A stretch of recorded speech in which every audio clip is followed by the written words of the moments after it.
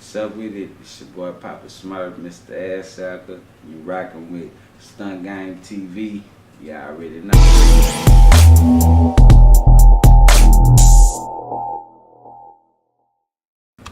What's the deal? It's your boy Skateboarding. Today we got Papa Smurf, Mr. Ass Sucker.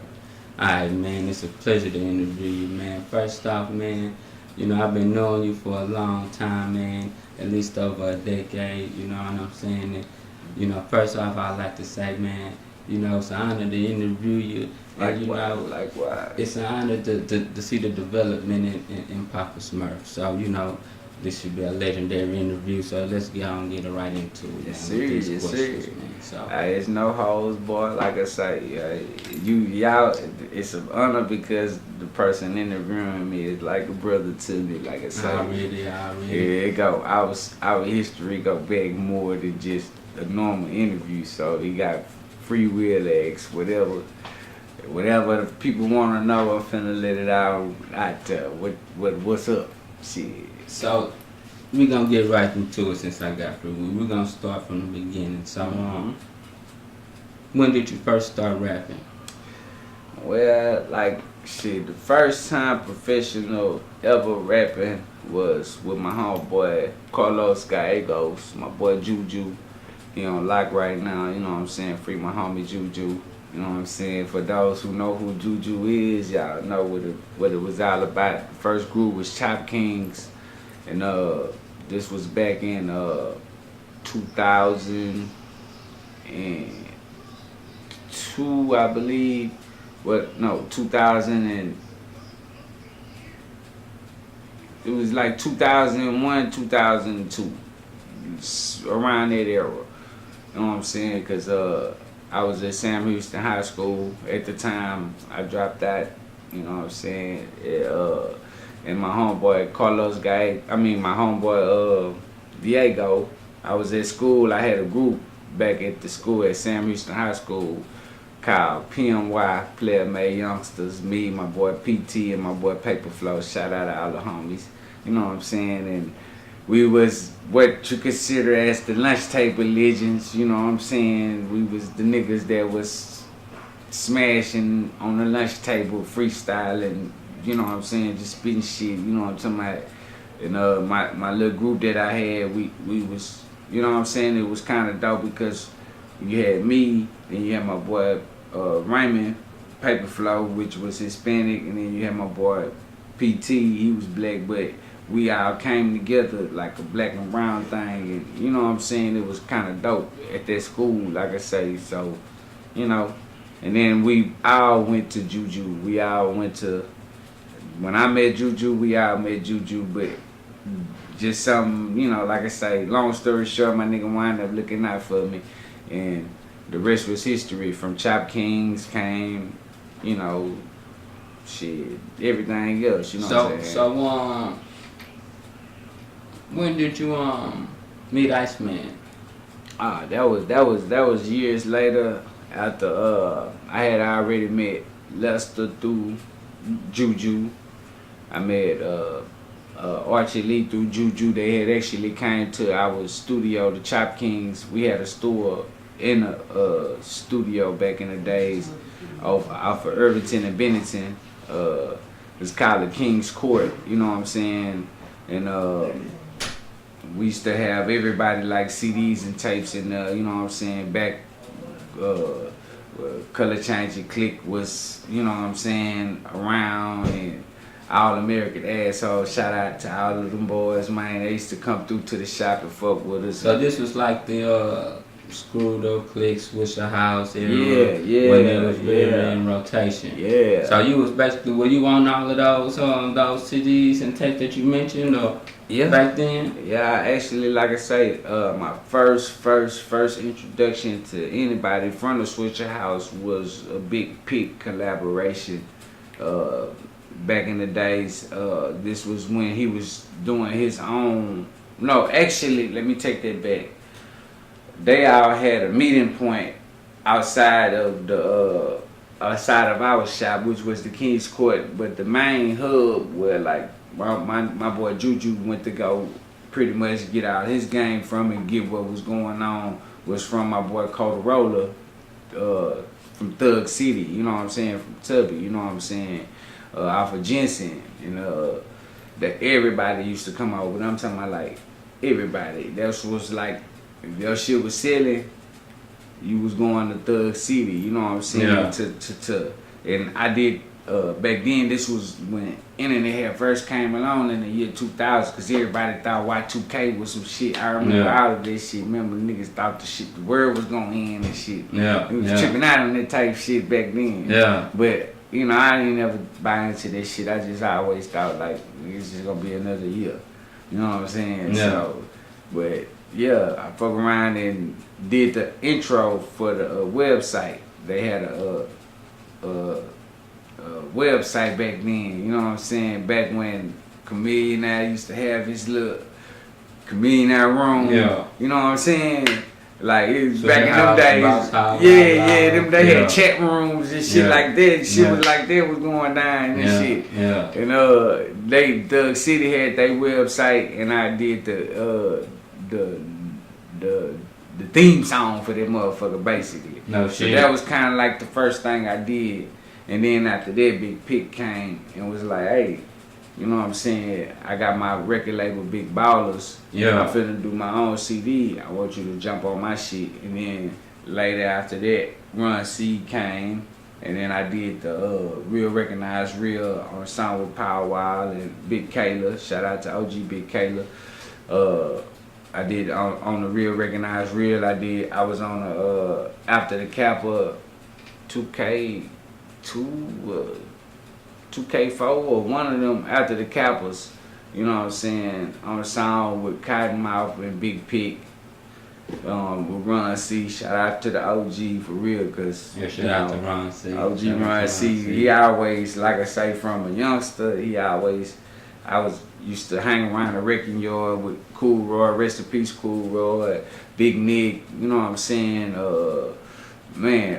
Brother Wood, you know what I'm saying, all of them like was real, like, you know what I'm saying, I used to actually see Ron C up in the on ones and twos doing his thing, man. Shout out to Ron C, man. You know what I'm saying? He was the first interview that we did, man. So I got a lot of respect for Ron C, man. Shout out to Ron C, man. Yeah, man. OG, man. Live up to his name. You can go up to that man and he, you know what I'm saying, talk about anything with that man. So I salute to Ron C, man. Shout out to the Wrecking Yard.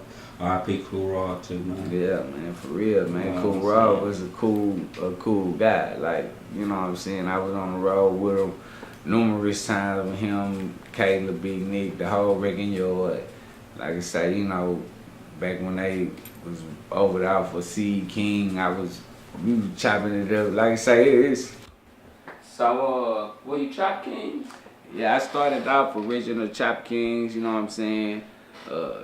And then, like I say, I moved on to doing the record the scene thing, you know what I'm saying? And I moved on to doing Gorilla Funk, Break Yourself, you know what I'm saying, first. And then doing Gorilla Funk, you know what I'm saying? And so, like I say, it's been a lot of transitions, then going on to do Big House Records, you know what I'm saying? You know, and then my own thing, of course, as Second Committee, you know what I'm saying? Had my own little in critical condition that I had with my nephew, Steve Aside, rest in peace, you know what I'm saying? R.I.P. Steve, man. You know what I'm talking about? So, let's rewind a little bit, So it seems like, man, like all the people that you named, you know, back in the day, you know what I'm saying? Was like Swisher House. I'm like, you know, you know, people say now, OG Swisher House, you know. Yeah. So I mean, why wouldn't you, you know, Swisher House? I actually had an opportunity. Shout out to that boy G Dash, and like I say, at that time they actually was trying to get to me. They had some people. I used to grind at Greenspoint Mile back in the Gap. You know what I'm saying? Cause like I say, as far as doing my thing on the north side, I always stayed in the mix consistently doing my thing. I started off 16, you know what I'm saying, on my first professional CD. The Kings are taking over. Shout out to my nigga Juju again. We pressed up only 200 copies, but I sold at least about 150 of them hoes myself, hand in hand. You know what I'm saying? Back in the gap. You know what I'm talking about? So shout out to everybody around the Hammer and Duff area. You know what I'm talking about? All of my real homies over there. You know what I'm talking about? That held me down through that whole situation. All my homies off of Berry Road that fuck with me, you know what I'm talking about? But yeah, like I say, shit, it was one of them situations where G Dash was trying to holler at me, and he had some people, you know, and they gave me his number, and at that time, it was some complications. We'll just say complications going on in the Swisher house, and at that time, everybody was kind of breaking away, doing their own thing. Slim Thug was doing Boss Hog, Big Pig was doing Big like Ballers. When this was during the time where I guess like the majority of the people that was I guess the main members of the Swisher House that were I guess you could say from me from the outside looking in got tired of some of the stuff that Big Watts was doing, so they decided to do their own thing. Yeah. You know, I guess this was then when Watts decided to reorganize, and you know, I guess that's when you had like more of Mike Jones and Magnos. Cause like I say, actually, when G Dash hit me up, Power Wild, Big Tyke was still there, and cause they was actually the last two to leave the Swisher House. Like Big Tyke was actually the last person actually to leave Swisher House. You know what I'm saying? And when G Dash was trying to get at me, it was right before he had got at Mike Jones, pretty much. You know what I'm saying? And I had basically came back and shot it through to my brothers. You know what I'm saying? Like I say, my brother Lester, and through this situation, it didn't really go like I say, cause at that time it was a little bit of turmoil. Let me ask you a question, man, cause I heard you know I heard a lot of stuff went on through that. You know what I'm saying? I don't know if you can deny or confirm or speak on anything, but I know I heard that some a chain was stolen. I'm not gonna say who name, but I heard a chain was stolen, and from I will say the name. I heard Boss chain was stolen by a member of that Swisher House that you said that was your brother. So I mean, can you confirm, man? Is that true? All I can say is it wasn't stolen by my brother.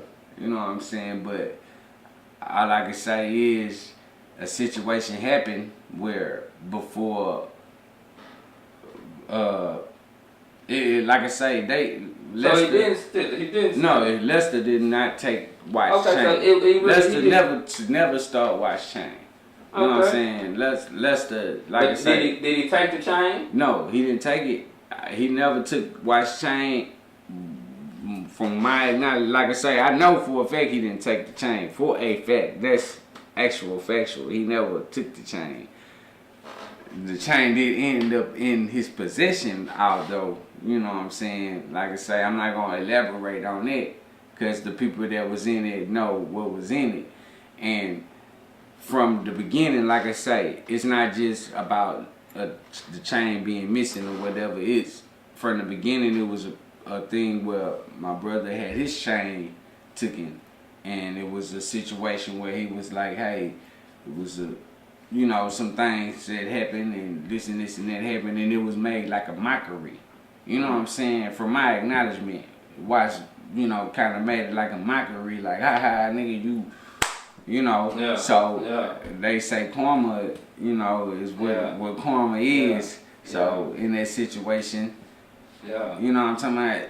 Hey, like I say, but that's more of a thing. We're gonna. I'm trying. You got a lot of people. Yeah, I got the real insight though. People don't understand. For the record, Lester never took the chain. For anybody that's associated with Watts, if Watts ever told anybody that, Lester never took the chain.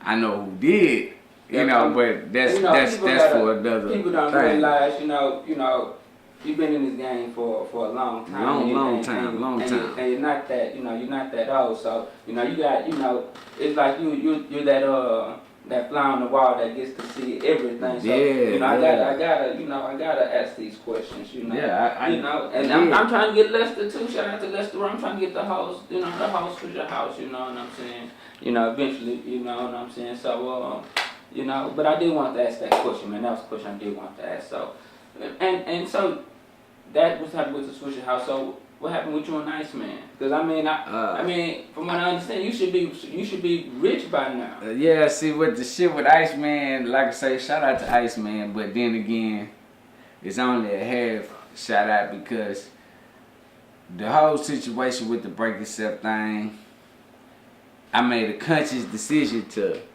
stay after all of my niggas had left.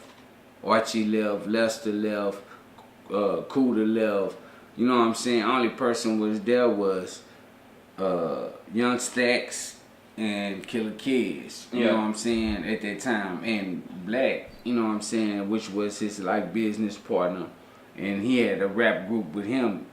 Like they had a CD way before we got over there and ever got in the picture and shit. Yeah. But that was his homie. That was his right hand man. But Black, I give cause because that was the homie. We was always hitting the rope. Yeah. He put in work. At that time, when I had fell out with him, it was because one of the artists, you know what I'm saying, not to just stir up no pot for the shit, but one of the artists had shot an undercover slug. I peeped it, and I was like, really it was the reason why he wasn't really getting beat the fuck up by a whole bunch of other people at the time. Because somebody had beat him up already, but other people wanted to beat him up, and I was keeping them off of him because I was still over there at the time. Yeah. And I was like, well, shit, I'm still gonna come over here because y'all my niggas. You know what I'm saying? But I'm not gonna diss the niggas. You know what I'm saying? I know y'all making a diss record, but I'm not gonna diss the niggas on it. I'm just gonna rap on it because I fuck with y'all. You know what I'm saying? And, but at that time, I guess he must have thought that I was going over there and rapping, talking about him or some shit. And he shot a slug at me on the CD, and I peeped it, and I just, like, literally just squared the shit off like, nigga. I jumped on that bitch, and within the first bar, I was like, fuck.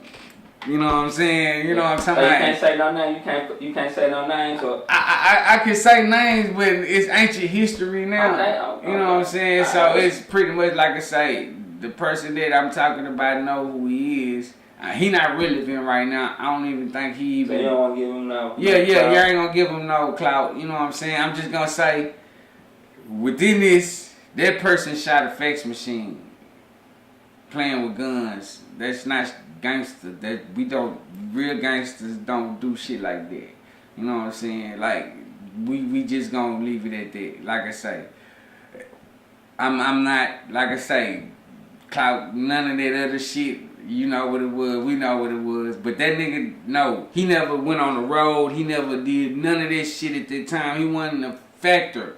Only reason why people fucked with him because he did what he did lyrically. He was on the microphone. He did what he did on the microphone, but he wasn't out there.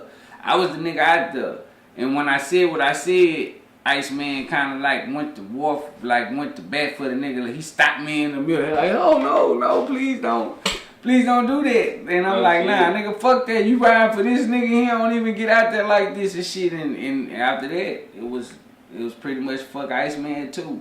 And then you know what I'm saying, I left that day and never looked back. You know what I'm talking about? And that was the end of my Break Yourself saga. But it was right at the time when I had dropped my first solo underground, Raw Ass What I Show, which was gaining a lot of momentum because I did a business deal with them, and the business deal never went through. Never got a penny from that motherfucking CD, if you want to keep it funky. Never got a penny, and it was distributed and shit, you know. That's just the bad end of the stick. I got that a few times in my career, but like I say, as far as passion and drive and all of that, they never stop. It just the breaks to me, you know what I'm saying? Because he had the opportunity to keep it funky with the one that was moving, but he chose to not do that. And then shortly after, his whole shit stopped. He ain't doing shit no more. I ain't heard a motherfucking thing from that nigga in about 8 years or so. All right. So let's fast forward a little bit. That's a little history. Now, how'd you I seen you on what was that? What was that song, man? It's over, man. Who was that? Who was on that? Man, I had my cousin Bonnie Scrown on that, and we shot that at my my nephew Steve place before he passed away. You know what I'm saying? You know, but yeah, man, we had my boy Concrete Live come down. Shout out to my homie Pee Wee. You know what I'm saying? Manuel Rodriguez, for y'all, those of y'all that know him as Manuel Rodriguez. You know what I'm saying? From Hustlers Playground, you know what I'm saying, actually came up with their name, you know what I'm talking about, so, like I say, shout out to the homie, he made that whole little thing, the video with Lazy Bone. I went to California and shot it. We actually... So you had a video with Lazy Bone too? Yeah. No shit. Yeah, I bet you any amount of money. You know what I'm saying? Carolyn Rodriguez, one guy. Shout out to all of them, man. Ain't that Dope House? Yeah. I was on the road with them. No shit. Yeah, man. Put in a lot of work. A lot of work on that road with them. Like, that's kind of like my extended family. Rashid, Lil G. I met Lil G, like, first, like, way back in the gap through Manual. You know what I'm saying? Back in Pasadena. You know what I'm saying? Like I say, yeah, Manual, Mo Hustle, the Mo Hustle, we got a crazy story too, cause like I say, the whole history from the fan band, shout out to Cosmo, shout out to Skate, shout out to Ro, like I say, man, if y'all don't know, they like, man, if anybody know how we used to get down, these people know, cause we was really in the mix back in the day, so you know what I'm saying, real talent. So yeah, man, shout out to Hannah. She was always the orchestrator of the spots. You know what I'm talking about, for real, man. We was like literally some young entrepreneurs, man. We had to camp to click about making paper. You know what I'm saying? Our family. You know what I'm saying? Even before that, Pee Wee had his thing going on back then. I forget the name of it, but I know Mo Rocio and them had Damon Dici. And my cousin Bonnie Scrown and No Leon, they had the original North Stars. You know what I'm saying? We had the Ass Acting Committee, Wrecking the Scene. You know what I'm saying? So like we was always young entrepreneurs that clicked up and got in the mix and literally did a bunch of things like wherever we was at, we was deep. So he set that up with the Lazy Bone. Man. So I think that was doing some numbers. So y'all go check out that, man. Man. I bet you any amount of money, featuring Lazy Bone, the BGs, Carolyn Rodriguez, One Gotti. You know what I'm saying? Y'all can check it out. If y'all look at it on Carolyn page, it's pretty much like at 40,000 views right now. So no shit. Yeah. Man, I go check that out. Go support that, man. Go support that. Yeah. Now we gonna get up to a little about present day, man. So now you know you went from a boy, teenager, cause you know how old are you? Man, I'm 33, man. 33. 33 years old, man. Man, that's a lot of history, man. Cause most of the people like to switch house, they like, you know, almost 40, and so that's a, you know, about a little young one. Yeah, man, so, I was the youngster in the mix, privy to be in the mix with a lot of knowledgeable OGs that laced me up. And it was a different day and age back then. So the only way to soak it up, I couldn't soak it up off of YouTube. I had to be in the mix with the real niggas to get real shit. You know what I'm saying? So that's how I got it in abundance from people that sensed it in me and gave it to me in doses, and I took it all in like a sponge. So present day, what made you want to grow your hair? Man, I'm gonna keep it funky with you. We had a homie that we used to kick it with at our spot. My nigga B, shout out my boy B, man. You know, Brian. You know what I'm saying. Next door, he was kind of like the first person. We used to have real deep discussions. You know what I'm saying, and he kind of like hit me to some mind game. You know, I read document. You know, he had different books and things like that. And you know, he basically gave me a little bit of knowledge, and I took a little bit of that knowledge and through other things of that nature came into my life. And once I just learned what hair actually is, and you know what I'm saying, what it means for me in terms as energy type thing, you know, it's a little bit deeper than a religion per se, because I'm not a religious person, but I'm a spiritual person. So for me, my hair is a expression of the energy that I'm connected with. You know what I'm saying? So in so many words, I grew my mind and strength. I grew strength in my mind, and I grew my hair at the same time. So pretty much, you know, there's a representation of how much I grew in mentally. You know what I'm saying? That, you know, as you can see, it's pretty long for 5 years. You know, I grew a lot in that transformation because I didn't get here overnight. So, you know what I'm saying? Yeah. Okay. So, what are you got going on right now? A bunch of music, man. Just a bunch of different projects, a bunch of different things that I got going on. My kind of thing, like I like to do, is do more the merrier. I never turn down work in no form. So I have projects with a lot of different people going on right now. Like I got a mixtape that I'm doing with my boy D Money Entertainment. We got different little singles coming out, you know, for the most part. My brother Lester Roy, we just finished doing it big. That's out on Spotify, any of digital platforms that's out there. He also got all of his stuff on there, Lester Roy. I got my album Acting the Ass on there. I'm working on an EP right now. I have singles coming out with my boy Dwayne from TOP, Top of the Pile Entertainment, on the Boulevard. That's gonna be the next thing that I'm doing. Video coming soon for that. Got different visuals finna come new for the new project, for the new Lightwear mixtape.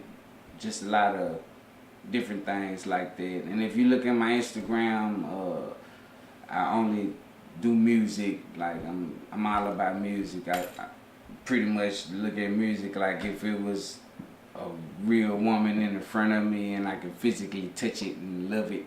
That's how I love it. So it's more than just words and instruments. It's a vibe to me. So if you look at my Instagram, you'll see that I'm all about the music. You'll see me doing it all day. So, and there's more to come. A lot more projects, a lot more different things like that. Mo, my boy Mo, about to do a video for me here shortly. We got one he just did with Joe Weed, one he just did with my cousin Boney. So I'm got cameos in all of those videos. So just a lot of more work. You know what I'm saying? Yeah. A lot more work. You know. Alright. So where can I find you? You can find me on Instagram. My name on Instagram is MRAZZACTOR, Mr. Ass Apple. You know what I'm saying? That's on Instagram. And on Twitter it's 713 Papa Smurf, PAPASMURF, 713 Papa Smurf. SoundCloud 713 Papa Smurf. Reverb Nation 713 Papa Smurf. Papa Smurf, Mr. Assacker on Reverb Nation.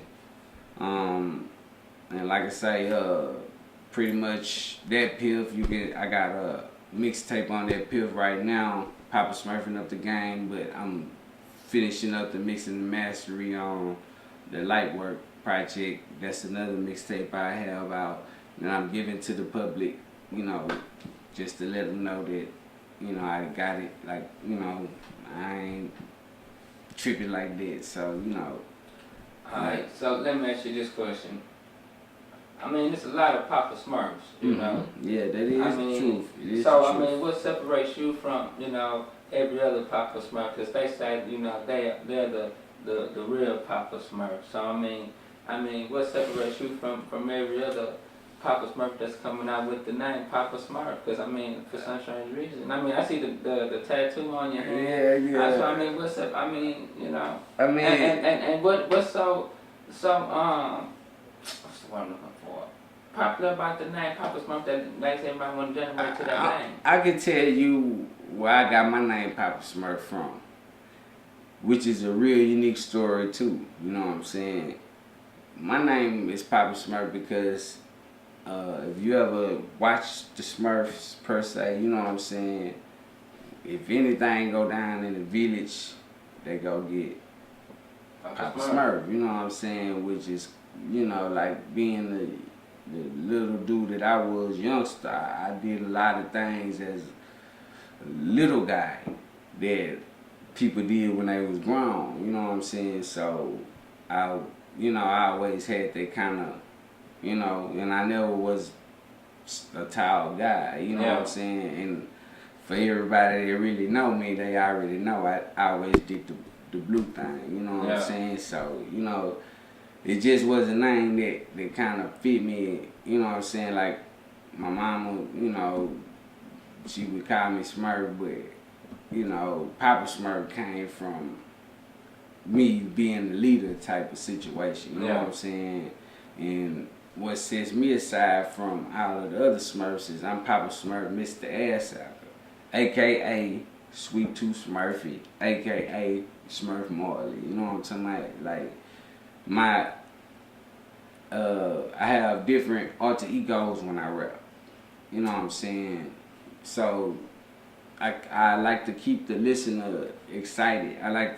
I'm from the era where people believe that you had to be good. If you wasn't good, people really let you know, hey, nigga, you don't need to do this. You need to do something else. You're not good. You don't give me no good feeling when you do this. And it was harsh, but it was real. And the only way that only way you wanted to keep doing it is if somebody said, hey, nigga, you good, nigga, you need to keep going. You need to, you know what I'm saying? If they did that to you, then that meant you needed to keep doing it. You know what I'm saying? But if you wasn't supposed to do it, these was real harsh critics back then. They was gonna say it, hey, my nigga, nah, nigga, you need to stop, nigga, you need to quit, nigga, your shit trash, nigga. And they stopped a lot of it from being so many motherfuckers back then, because now anybody that just feel like they can do it. You know what I'm saying? Nobody there to say, hey, because they doing it by themselves and